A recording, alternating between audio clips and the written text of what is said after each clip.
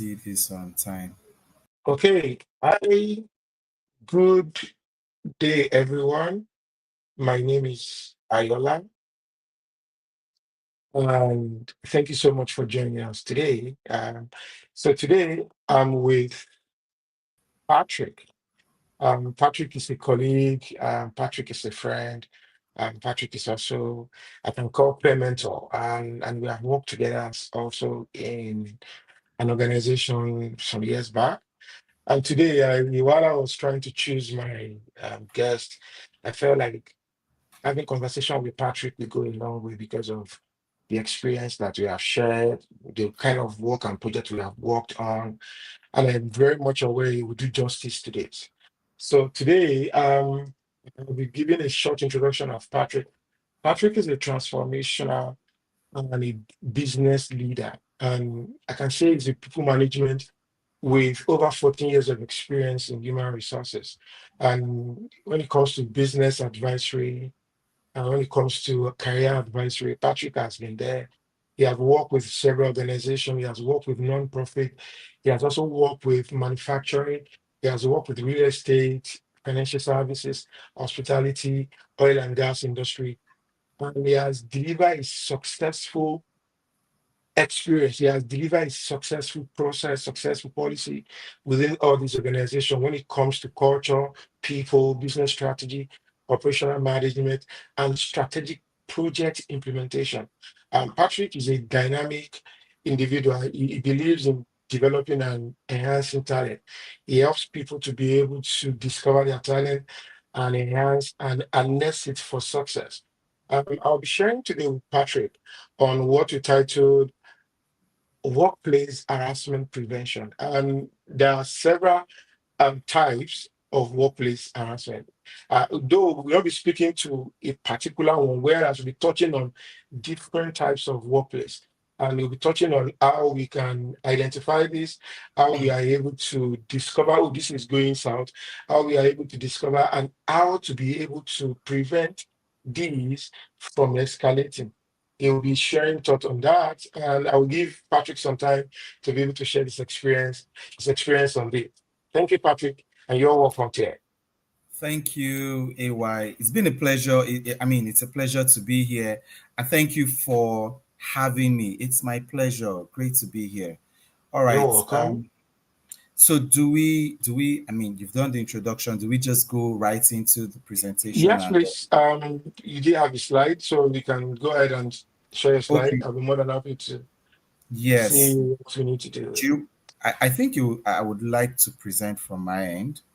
That's If fine. that's Just go ahead. so just go ahead and share my screen. 1 second. All right. Could you confirm to me that Yes, you can see my please. screen? All right, great. I can see So your screen. Last, I awesome. can see your screen, and I can hear, Awesome. hear you So at the same time. awesome. So we'll just dive right into it. So you've done the introduction. We're talking about workplace harassment and prevention. Okay. So navigating the realities of bullying, harassment, even reverse bullying, because harassment comes in different shapes and forms, and it's important that we're able to identify it, call it out. As we go into the presentation and conversation for today, we know that one of the greatest tools to prevent this is bystander intervention.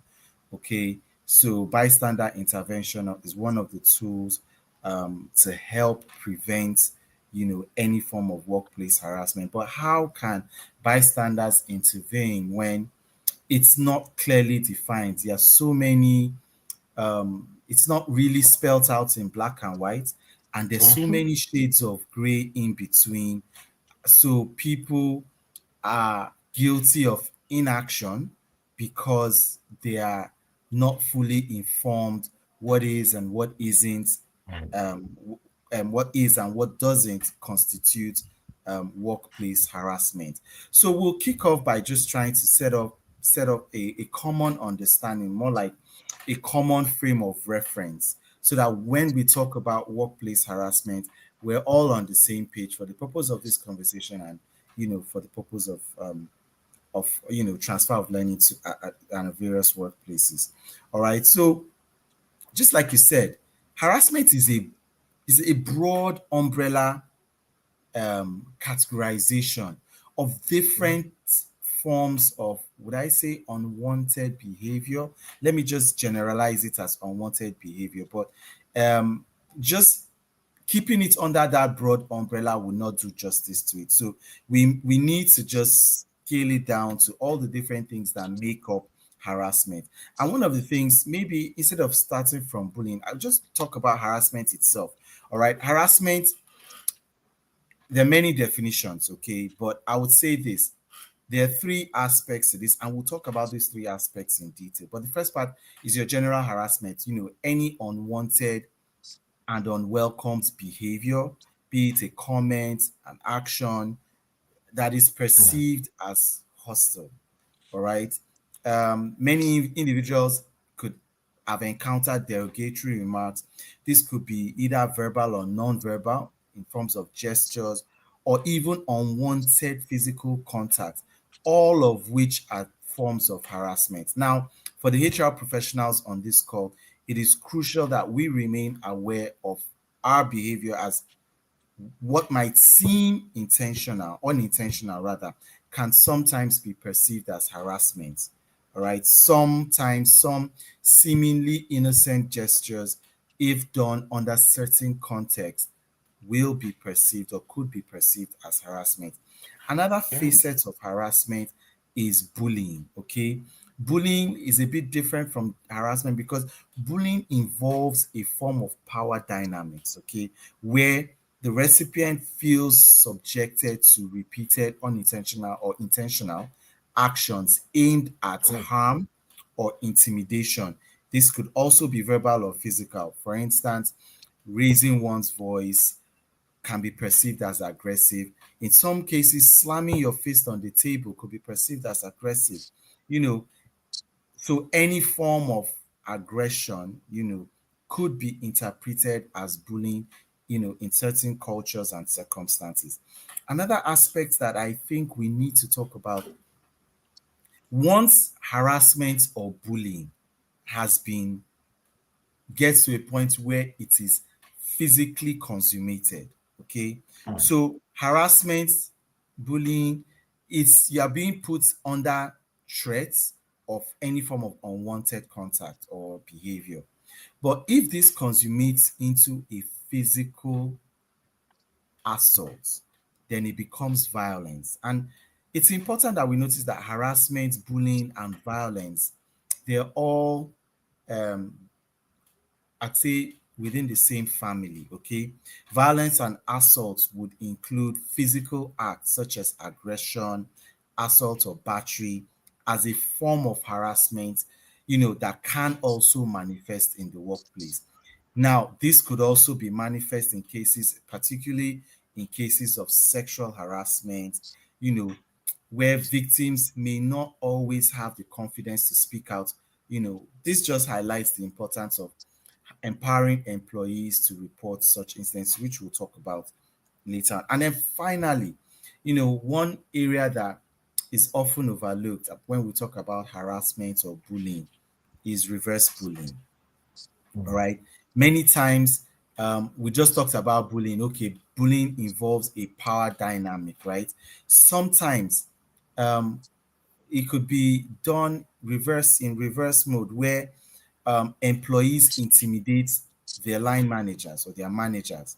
It creates a dynamic where leaders feel afraid to address inappropriate behavior and hold their team members accountable for their actions.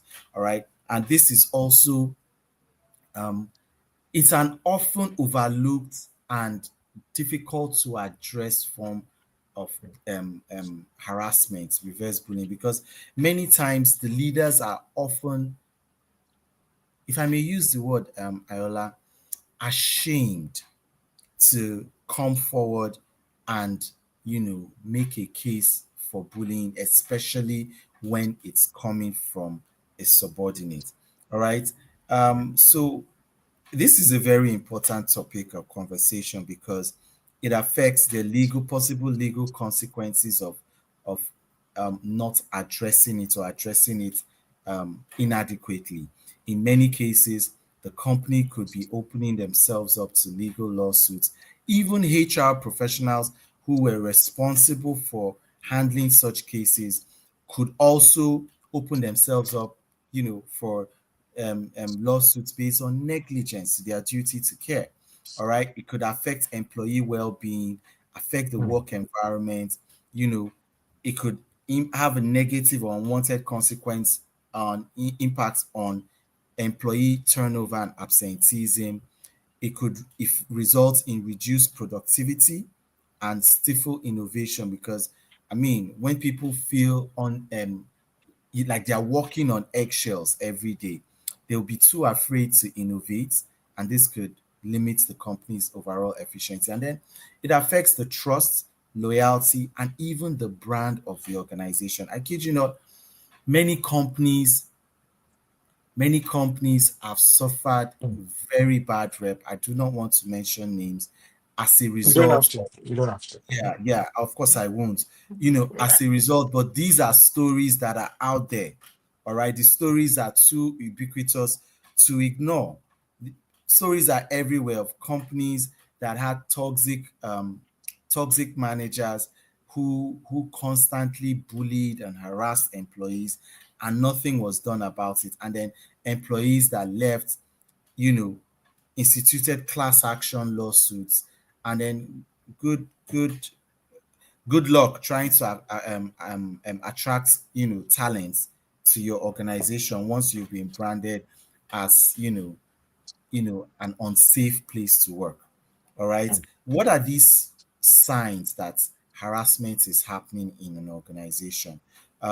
Victimization, gossiping and rumors about a particular colleague, ridicule and demeaning behavior, inappropriate communication. um, and this can go on right from the board down to management meetings, departmental meetings, team mm, huddles. This kind of inappropriate communication could permeate the organization. Threats to job security, unjustified threats, overbearing supervision, constant criticism, blocking of career progression. And guess what? If these things are not handled, Glassdoor is there. The reviews are there for the world to see. Okay. Um, it's so easy to bring down a company, once these sort of occurrences become too frequent. All right. Um, Bullying, on the other hand, the signs are obvious: increased turnover, similar to harassment, demeaning workload, emotional outbursts, exclusion from certain activities or benefits, denial of certain benefits, um, behavioral changes in an atmosphere, general atmosphere of fear. All right. So interestingly, these signs for bullying and harassment are all too obvious. Okay. But the where I would really like to spend some time talking about are the signs of reverse bullying, because this is it comes in more subtle, it's more silent, it's mm, not as overt as bullying when it's coming from top to down, because most people are used to that. It's easy to handle such cases. I remember, okay, I'll talk about that in the next slide. Okay, reverse bullying, on the other hand, maybe when we get to the Q&A, Ayola, do you know that there's been a case where a case I'm aware, where a subordinate, a team member, um, had, or a team member is a close family relative of someone in senior management, okay? okay. And then how does the line manager then um, maintain discipline in the team? Mm, mm, Because you have a family member in senior management, um, um, you tend to want to take certain liberties, right? And mhm, your line manager is at sea as to how to manage. Another mm, example is a case where, interestingly, yes, it happens, where a team member is having intimate um, relations with somebody in senior In management. management. Yes, and this has I've seen this play out in several scenarios. Okay, so how do you go about managing such a team member who, I mean, you can't discipline that person. You send that person a query and you find a senior manager responding to, or a senior manager is mysteriously copied in the response to that query. How do you want to handle it? Okay. So this is, it's, I mean, one clear sign is an undermining of authority. You find out situations where these employees will openly challenge decisions, spread rumors, or outrightly disobey the supervisor's instructions. Okay. Structure. It could also be obvious through verbal intimidation, where subordinates may use aggressive body language, sarcasm, or make belittling remarks to their supervisors. And in some cases, there's downright open confrontation, and in many cases, threats of legal action. Okay. Mm, So let's talk about the different types of harassment. We're going to really focus on three, all right? Sexual harassment, psychological harassment, and physical harassment, okay? And I mean, the most obvious, I'd say, is, sexual harassment, okay? Now, sexual harassment is simply defined as any comment, gesture, advance, or request for sexual favor, okay, can constitute sexual harassment. I remember once upon a time, I was actually facilitating a training, and I had a cohort in the training who worked in a multinational, and she said, "Wow, look, they're so serious about harassment. I like giving compliments." And she said, "Oh, she notices I like giving compliments. So, I could say, 'Oh, you're looking good.'" And she said, "Oh, there's something I said once." She said, "Oh, you're looking good." I said, "Oh, you're looking beautiful today." And she said, in a company, that could be interpreted as harassment. And I was taken I'll aback. speak to that too. Okay, yes. So, Later, that when was you're the first done. time. Yeah, that was the first time I was confronted with that kind of information. She was like, yes. So it could be interpreted, of course, she knows me, she knows how playful I can be. You know, she said that it could be interpreted as her being objectified. So is Mm, it that every other day she comes to work, she doesn't look beautiful? Why is she that's true. suddenly looking beautiful today? And I Today. was like, whoa, slow down. Let's slow down. Let's slow Mhm. down here. It's not that serious. Okay. And of course, we laughed over it, but she was just trying to, let me know that, hey, in some organizations, in some Station. culture, certain actions are subject to certain interpretations. And Nigeria, a case in point, is a multicultural, multi um, um, religious country where, in some religions, certain actions are going to clearly be an invasion of personal space and And we see, boundaries. yeah. There's certain people of certain religious sects rather, that are not even, if you insist on having a handshake with them, that handshake, that gesture of wanting to have a handshake could be interpreted as sexual harassment. So I try to put out a list of things: unwanted, any form of unwanted touch. Okay. It could be Mhm. a handshake, it could be a hug, it could be a peck on the cheek, right? It, so long as um, that person has communicated that they've not communicated consent, to that handshake Mhm. or the hug or the greeting, or that form of touch. It's no longer harmless, yes, if Mhm. consent is not clearly communicated. And one thing that we need to understand is, um, in law they say past consideration is not sufficient. So Mhm. a Mhm. previous Mhm. a previous That's true. consent, so consent given yesterday cannot be assumed to still subsist today. All right. So any unwanted sexual gesture, whilst we understand that everybody in the office are adults, and maybe your company can draw the line on certain forms of public displays of affection. All right. But mm, sometimes, um, and depending on how conservative or liberal your policies are with regards to PDAs, right? But any form of overt sexual gesture that is unwanted, um, you know, would qualify as sexual harassment. Any joke, comment, or question, you mhm, innocently ask someone even what their sexual preference is, can be interpreted as a form of sexual harassment. Um, um, Jokes, lewd jokes, mhm, sharing sexually related material or emails or text messages or any form of messaging that um, is not consent, without consent. And finally, any form of request for sexual favor. Okay, mm, this is a dicey one, especially if the sexual favor is requested for in a quid pro quo manner, meaning, scratch my back, I scratch yours, or introvert. in order for you to get this, you must do this. Once that Yes. happens, it it just defeats the whole point of consent. I think Ayala were discussing prior to this conversation that, hey, it throws in an interesting dynamic. So let's say Jane reports to Ayola, and Ayola says, hey Jane, let's go have tea or coffee.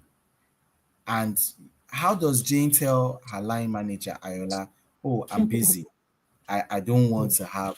So even if she consents, it's a dicey, it's a slippery road, mhm, because at any mhm, point in time, Jane, because Ayala is in direct supervisory authority over Jane, Jane can claim, and rightly so, that she felt coerced into granting consent or giving consent. mm, So the rule of thumb in such situations is, hey, better to err on the side of caution. You cannot or should not, um, if you're going to do office romance, you should keep your office romance strictly to in scenarios where there is no direct supervisory role um, uh, from either party. That's probably the safest way to go about it. But it's difficult to do so. Let's say Ayola is the CEO. Now, how do you prove that even the cleaner, you're not, you don't have direct supervisory role? So we know of some CEOs that lost their jobs because of this, and we're not going to talk about it. But hey, is a is a lesson to learn, is a food for thought. All right, so we'll talk about psychological harassment. Psychological harassment, I mean, this is repeated hostile or unwanted words or actions. I know we have a global audience, but let me bring this, let me bring this down. So here in Nigeria, you know, there's some. So in Nigeria, right? If I insult you in English, I say, "Oh, you're silly," in English. If I say that in Yoruba, for example, that's you're silly is 10 times weightier once you mm. say it, That's because true. our language is embedded with a lot of context that Yeah, I agree. if you translate to English, it gets lost, and the weight of certain words. Imagine you step. There was a time, real life, I walked into an office and I heard the line manager screaming on the phone to one of his team members. He said, Olori Burukunye. Ayola, you are Yoruba. How do you translate Olori Buruku to English? It's Many things will get lost in transit. Okay, That's true. it's I think it's in English. If I'm to try, it's not You don't just have an to. Don't. insult; it's a curse. Yeah, it It's not is. an It is. insult. Yeah. It's like you are laying a curse on Yeah, somebody. It's I agree. weightier than a mere insult of, oh, you're being Mm, silly. You're being silly does not do justice Mm. as a translation to That's saying true. Olori Buruku. That nothing good could ever come out of your head, right? And that's a still a loose translation of that word. And he Mm-hmm. screamed it at the person, and I was like, wait, what? I was like, are you serious? What just happened here? And everybody in the department said, thank God the HR is here. Oh. You witnessed it. This is just a regular Tuesday. And I was like, wow, interesting. I remember a company, I was in the final stage of the interview. Final interview, we're just Mm-hmm. discussing numbers, and it was a I'm not well, let me not call it the national, but it was a foreign national, who was a member of the board I was meeting with. And while I was in the boardroom waiting for him, his office was just an adjoining office to the boardroom where we were to have the meeting, and he was screaming at his PA. He was like, he screamed. He said, "Are you crazy? You must be mad." Oh, I hope I didn't give out the national with the accent, mimicking the accent. But hey, once he said it, I turned. I was like, "Wait, what? Did he just? Is he?" You can bet. You can bet. I mean, this is we're still talking. We're still Yes. negotiating here. I said, if this is the culture, I don't think I can be part Oh, of it. okay. I'll be Yeah. fine. I'll be fine. Thanks for letting me know. Okay. So these are examples of psychological harassment, and it's, I mean, gaslighting, belittling, exclusion, isolation, constant criticism, belittling comments, whether they are jokes, and making Mm-hmm. unrealistic demands of people. I've seen full grown men come out of their line manager's office in tears, crying. Mm-hmm. These are men who are Yeah. who are fathers, who are husbands, who are, you know, and they crying in tears. I mean, due to psychological harassment. These things break you down. They Mm-hmm. make you question your sense of worth, of value, and it translates into your performance. You just feel useless, and you're not able to, you lose your mojo, you're not able to perform. All right. It's wicked, if I may say. Mm-hmm. And then Yes, sir. finally, there's physical harassment. You know, um, Ayala, yeah, I know you're aware of this. We've we've seen certain this play out in certain companies, and there was one Mm-hmm. company where the owner of the company, who, I mean, who's on the executive team, had the habit of always getting, when he's upset, getting physical with his employees. He would walk up to them, he would punch them, he would kick them. In certain cases, if he can, he would lift them up and throw them on the floor. You know, and on this day, his cup got filled. His cup was full. Mm-hmm. You Mm-hmm. know, he was letting a female employee go, and he walked up to her, he slapped her. All right. I mean, this time, even the management team had it. You know what? Members of management paid for her to get a lawyer, gave her money, said, we'll hook you up, right? They got her a lawyer. They got the lawyer to write to the company, right? And then Mm-hmm. they had to they had to dole out a lot of keep me quiet money. Okay. Mm-hmm. And this was before the advent of social media. Media. Okay. Yes. Now you will be dragged, before you are dragged to the legal court, you will be dragged to the court of public opinion. All right. And the backlash, I doubt any company will be able to survive. Okay. Mm-hmm. So, I mean, it's a no. Why? It's all shades of wrong. I don't know how to say, I don't know how else to say, but these are all shades of wrong. Just to help manage time, how much time do we have left for the presentation? Yeah, I think about 5 minutes. Okay, great. So I think I'll just wrap up on, talking about strategies to address all forms of workplace harassment. Okay. And I think it starts off with, making sure that you have a comprehensive anti-harassment policy. If you don't, you need to have it in place, because in the case of any legal lawsuit, that will be your first line of defense. Hey, define what constitutes harassment in your company. Please clearly define it, clearly, and situate it within the context of and realities of your business, your country, your culture, and your norms. Okay, whether it's on racial grounds, religious grounds, sexual grounds, whatever, gender, define what is harassment, and then state your zero tolerance policy to harassment. Establish clear procedures for reporting harassment. Okay, include who to contact, how to file the complaint, and assure employees that their complaints will be treated with utmost confidentiality to whatever extent possible. Okay, and ensure, these are very important, that employees will not face repercussions for reporting a case of harassment. Okay, you need to regularly review and update the policy to ensure it remains relevant and effective. Conduct regular training sessions. It would shock you that many people do not know what is harassment.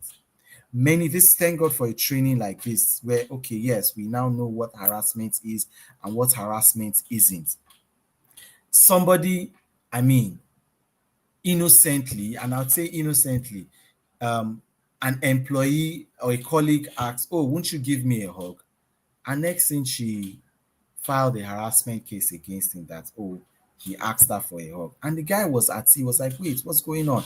I just simply asked for a hug." She said no, and she's claiming she was harassed.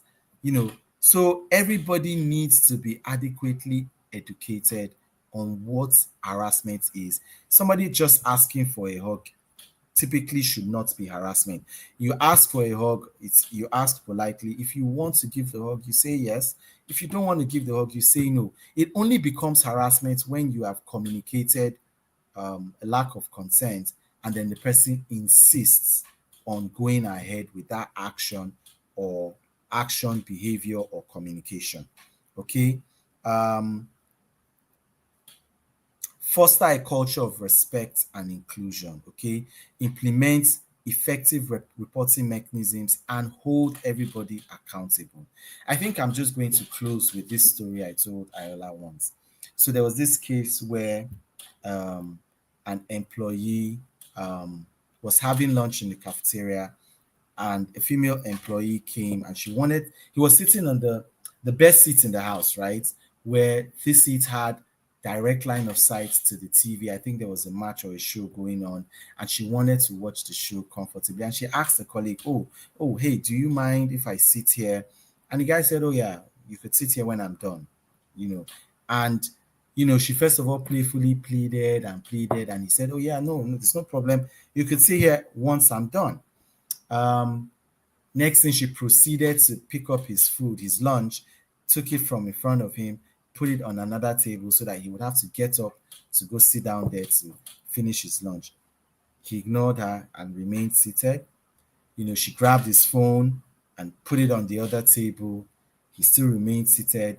His phone had a wired earpiece in his ear. She pulled out the wire, tossed it across the floor, and he remained seated and calm. That was some show of emotional intelligence and control from his end. And next thing, she proceeded to physically shake him off his seat. All right. Unfortunately, we don't we as at then we didn't keep CCTV cameras in the cafeteria. After that incident, we did. And where they were sitting, the ones in the walkway could not have a direct line of sight. So yeah, he had to institute a harassment claim. But guess what? It was a reverse gender. Um, he was victim of reverse gender, because many people immediately said, "Oh, you're a man. Why are you reporting a lady for harassing you? Is it don't maybe she likes you? And if she likes you, why are you slacking?" Over here in Nigeria, maybe if you're not in Nigeria, you may not understand. And they kind of made him feel, you know, they swept it under the rug because it was a lady and everybody said, oh, she was playing with you, she was this. But luckily he had a line manager who would not let it go. Line manager kept on asking, if the roles were reversed, would we still interpret it as them being playful or being friendly or being, so I would just wrap it up by saying that we need to be careful and mindful of double standards. Okay, whatever is good for the goose should be good for the gander. All right, and on that note, I would say maybe we could go to the Q&A. All right, over to you, Iowa. Okay, thank you so much, Patrick. This is very insightful, and I know you mentioned we touched on three different types of or common harassment. So before we move on, I'll be able to touch on like three others. There's what we call discriminatory harassment. Mm, And under discriminatory harassment, we have what we call disability harassment, racial harassment, sexual orientation harassment, mm, gender identity harassment, ageism, and religious harassment. So sometimes we do all these unconsciously in the workplace. And mhm. sometimes people take this to heart. And you just see them reacting, not because they want to react, but because of their belief they will react when it comes to sexual orientation, when it comes to racial harassment. So sometimes there are some words you can't say, there are some things you can't do. I've been in an environment where I think I knew this years back that as a man, by default, when you meet with people, especially ladies, you are it's not that it's wrong, but courtesy demands that you don't stretch your hand to shake a lady. You wait for them to offer you handshake. And if they are not Let going it to take it, rest. even if you do it, you let it go. It's not because of anything. You just have to be careful because this is a workplace and the way people interpret things or conversation are different. So there's what we also call personal harassment, physical harassment, verbal harassment. You touch on psychological harassment. There's what we call power harassment, where maybe the line manager or the MD or the CEO try to use their power because of their level. There's also what we call retaliation, which is sometimes common in the workplace. And the another leg of retaliation is third party harassment. So Mm, my friend was interviewed for an harassment, for instance, as an example, because we are very close. I felt they should not have done that. His friend or his colleague in the office might be retaliating on his behalf or on their mhm, behalf without even asking them to do that. So for every of these, people just need to ensure that they try as much as possible not to cross the line. But also, what you said, we should be policy and defining what is harassment. It can mean it has different meaning to everybody, but the basic and the crucial point for people to be able to see when they see this or they act in this way, they can easily say, "Oh, I can see a sign of harassment. Let me be careful." So mhm, you just need to. So, for instance, there is in I've been in different environments where taking pictures mm, you have to ask, and people say no, you can't. I was with a group of friends yesterday, or I can say child team, just for a team bonding session. And somebody said, "Oh, for the purpose of this game, can I take a video of us while we are doing this game?" Then most people said no, because most people said no, you can't do that. Now that is toxic, asking. And sometimes you just need to know what the basic harassment rules are for you not to be able to fall a victim because it becomes your word against theirs. And at that level, you won't be able to defend yourself. For instance, if there are no cameras to be able to prove your innocence. So you need to be able to ensure that if you are not sure, I have a philosophy that when you are trying to do something, when you are not sure, it's better for you to ask. mm, mm. Ask Yeah, for guidance. Oh, is yeah. this obtainable in this environment? Can I do this or can we not do this? You Can just I need to hug ask you? questions. Can I shake your hand? When they say You no, know. move on, never ask again, so that you Mhm. can avoid certain stories that you will not be able to express. Because at the end of the day, it is their word against you. And that sometimes might not be able to go away on time. That Yeah. is going to be there. Even if, and that also can spoil the relationship within a workplace. And to prevent this, is easier for you to be able to ask or avoid it totally. Know what a typical basic harassment rules are within your policy or within an organization, because there should be a policy. And when people violate a first stage, for Can instance, I there should can be I a throw a conversation. curveball? Yes, Can I throw please. a curveball to this Go ahead, and please. permit me if I don't even have the answer to this question, but it's a real curveball, you know. I've been in a situation where an intern came crying to my office, right? Or and she was in tears and I was like, "What's going on? What happened?" And she said she's just coming out of the MD's office and she dropped a file on the MD's table and next thing the MD, physically, sexually harassed her. All right, Okay. I'm just a HR manager and I report to the MD and it's an owner managed business. All right. Okay. So the MD is the owner, is the manager, is the chief executive, and the owner. He owns the business lock, stock, and barrel. Okay. It's a practical question. So you're heading the HR and this lady comes crying to your office. I won't say what I did though, but Mm. um, what can we do? You can't throw policy at the owner manager. What can we do in such situations? Okay. I'll say that in my environment, I'm not sure that Okay, yeah, will yeah. Your happen. environment is different. Yeah, And completely. if it does, regardless of who the person Mm. is, I'm going to have that conversation. I'm going to have it. Patrick, I can't hear you. Oh yeah, are you there? Can you hear So me? yeah, I'm going to have that conversation with the MD, Mm. and there will be a. Sometimes we think that sometimes people we encourage people to do things based on, because I mentioned power harassment earlier, right? Mhm, People in that space think sometimes they can go away with everything. mhm, And if I need to be able to send you, if maybe if you are forgotten as the owner of the business or the MD or the, because I always have this conversation around people and say, oh, MD also sometimes is the chief HR, right?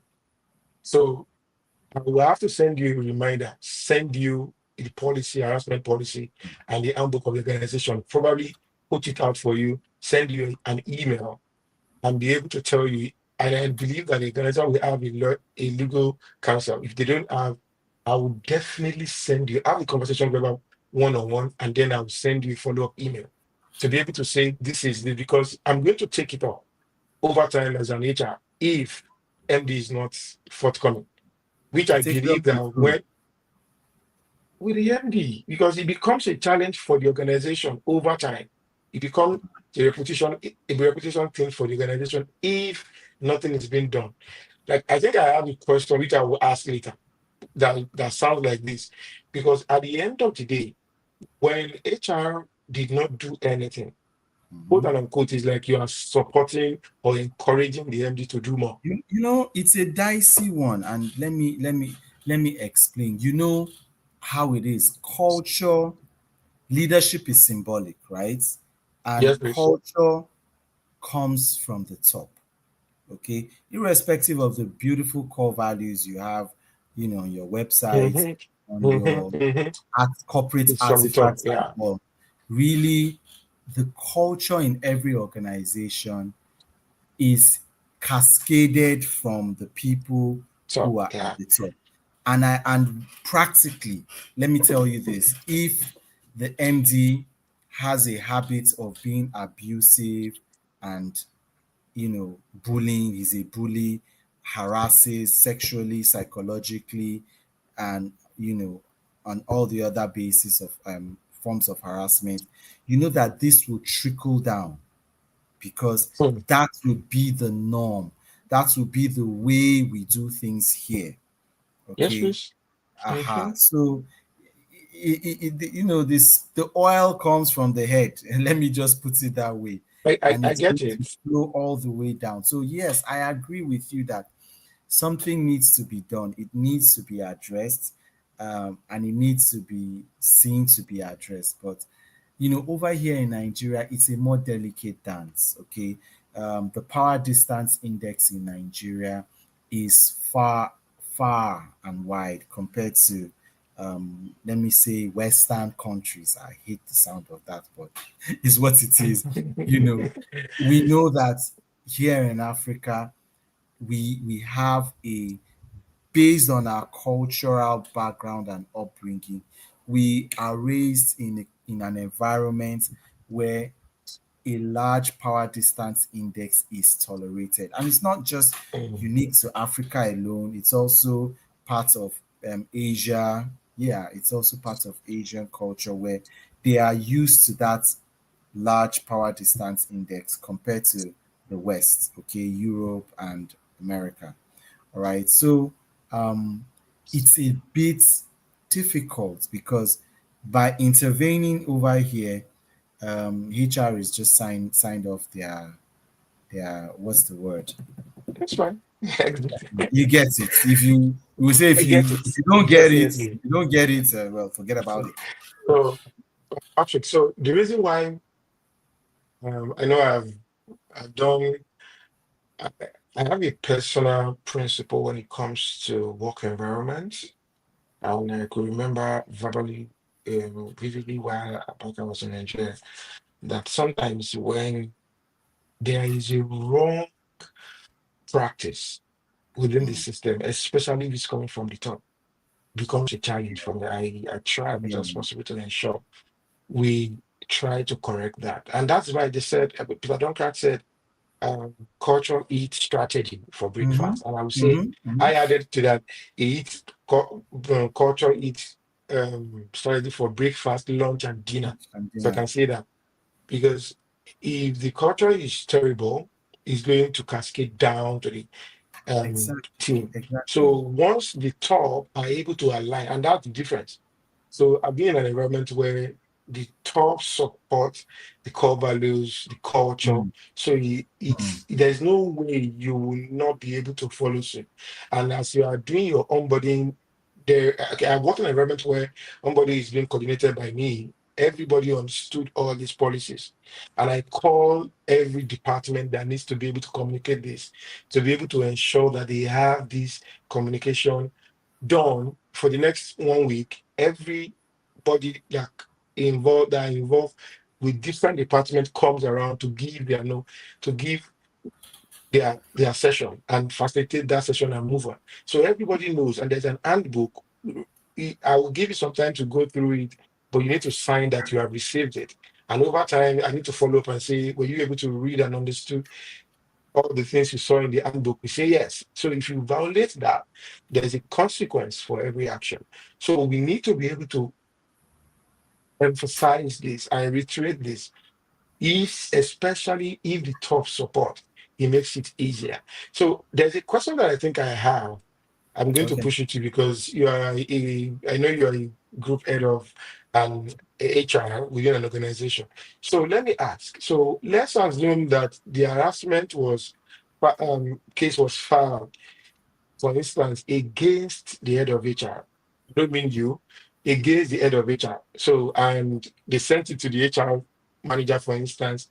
Normally, HR manager will have to inform the HR group head. So how do we go about it? So if let's assume Yeah. you are the manager Yeah. and the So head of HR is the one that harassed this employee, allegation allegedly, not because alleged. you have not done the investigation, allegedly, Yeah. the So head of HR so is the one that did it. yeah. So naturally, all cases of harassment in an ideal situation do not go to one person. All right. It's Mhm. always best practice that harassment cases are handled by a committee, a Mhm. disciplinary committee, whistleblowing committee or something like that. So when there are multiple layers of control, like in such a situation where maybe you have like a grievance. So typically in your policy, you have a grievance, um, a process for expressing your grievance, right? Mhm. So Mhm. you send it to a general email where there's more than one recipient, okay? Yes, And the please. typical golden rule is you cannot be a judge in your own case. Strong. You can't. So, so yeah. So if anybody on that committee, on the disciplinary committee, is a party to that case, it is expected that he or she will recluse Mhm. him or herself from Off adjudicating on that matter in their official capacity as a member of the disciplinary committee. And committee. this will be applicable um, if it's a matter addressed to the office of the head of human resources. Okay. So once it goes to that mail, HR themselves will be expected to recluse themselves Mm. from a case. I mean, I've been involved once upon a time in a case where, as head of HR, I brought a member of my team to the disciplinary. I referred them to disciplinary committee. Now, because I was the it's not a court case for Mm. me to say I Mhm. was the plaintiff or I was the respondent, or I was the Mhm. claimant. But I'll just say because I was the complainant in this case, right, seeking redress of the disciplinary committee, I had to recluse myself from all deliberations. I was only called in, like anybody else would be called in, to give evidence and to state, for the purpose of fair hearing, to state my own um, case or my perspective in this case. That's all. But an investigation was carried. I think in that case, it was carried out by head of internal audit, who took charge of the process. So that's best practice in such a situation. Okay. Thank you so much for that. I know that several organizations have HR and also they have a legal team. Most of the time, such will go to legal team to handle. Because and if it's the reverse also it might come to HR. There's a union environment, it's a unionized environment, union representative has to be there and there will Mm. be an interview with complainant, respondent. If there are witnesses mentioned during the process, they will be Yeah. in called for an information gathering. And sometimes if it's becoming um probably so let's say it's from the HR, sometimes you might go through the route of external investigator to be able Mm. to do that so that they will be neutral. They are not part of the organization, they are external. So that makes it very simple and easy to be able to go through. So there's nothing like HR is involved or legal is involved. But over at the end of the day, then they will come to be able to have the conversation when they see they have their findings and they have their evidences.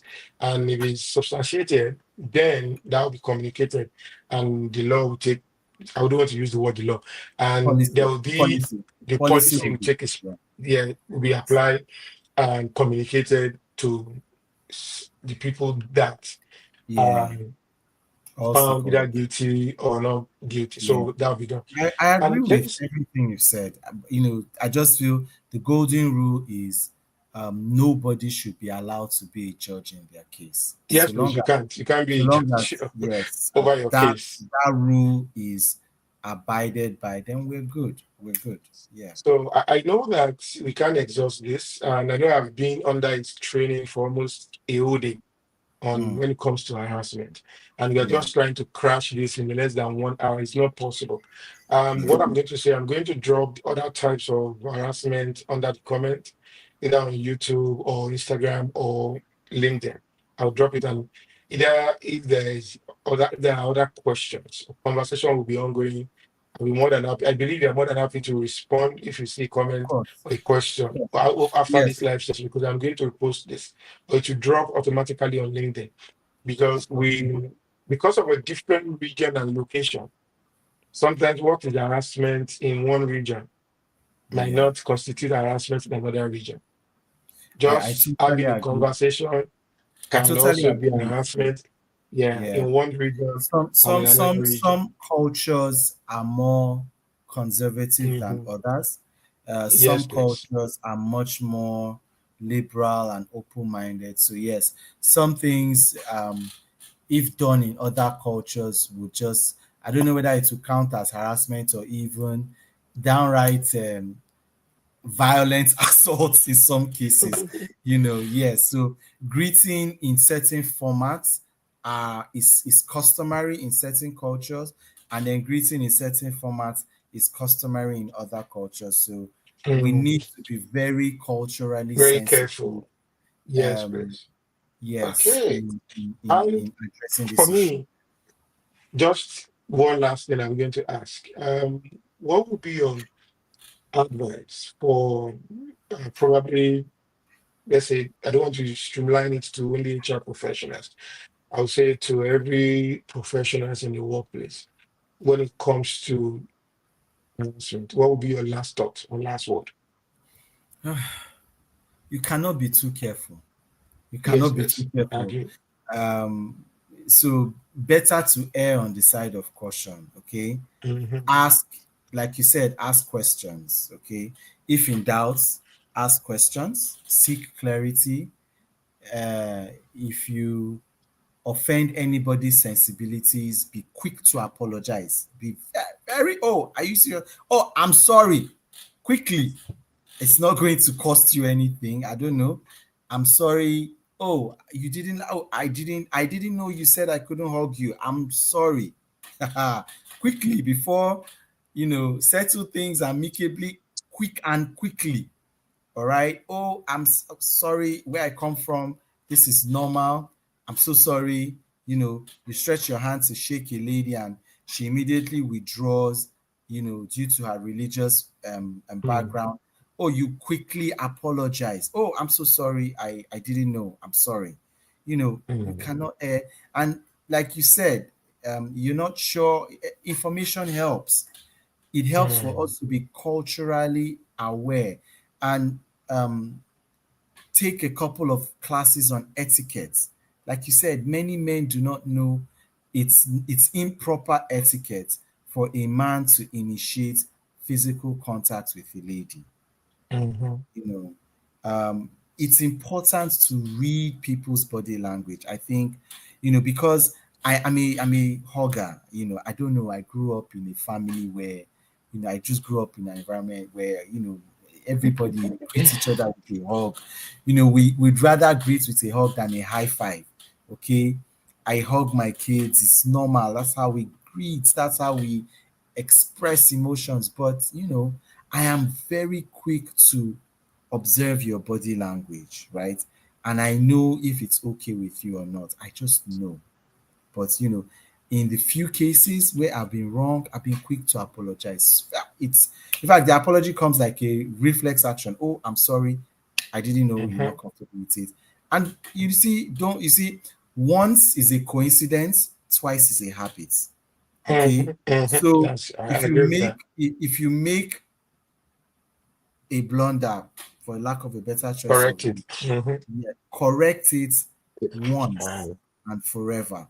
All right. Mhm. If you repeat it, then it's a habit. So Okay. I think those are the closing comments that Yeah. I have. Thank you so much. Thank you so much, Patrick. Thank you for this time, for your time, and I really appreciate it. And I believe that we have been able to drop one or two insights for people to be able to ensure that they don't cross that boundary, for them not to be able to be on the other side. Thank you so Hmm. much. And thank you everyone for joining. Enjoy the rest of your day and have Thanks a for having wonderful me. weekend. Bye. Thank you for having me. Yeah. Bye.